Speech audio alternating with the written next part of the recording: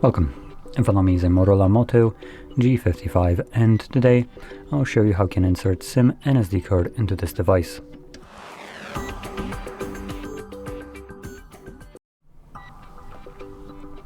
So, to get started, you will want to grab a SIM ejector, which will come provided with the device in the box, but if you can't find it, you could use a paperclip, straight on one of the ends, and it should work just as well.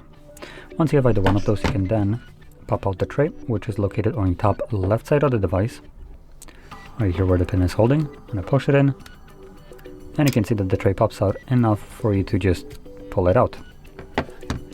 On the tray you have space for one SIM card and one SD card. When it comes down to the SD card, it needs to be pushed in all the way. It should be laying flush on the tray, as you can see right now, and it's not falling out when you flip it over. Let's grab our SIM.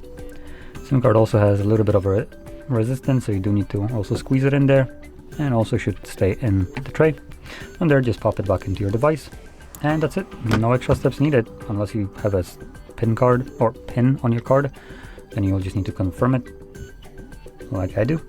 And that's it. Both of the cards should now be working just fine, and I can already see notification regarding the, there we go, SD card.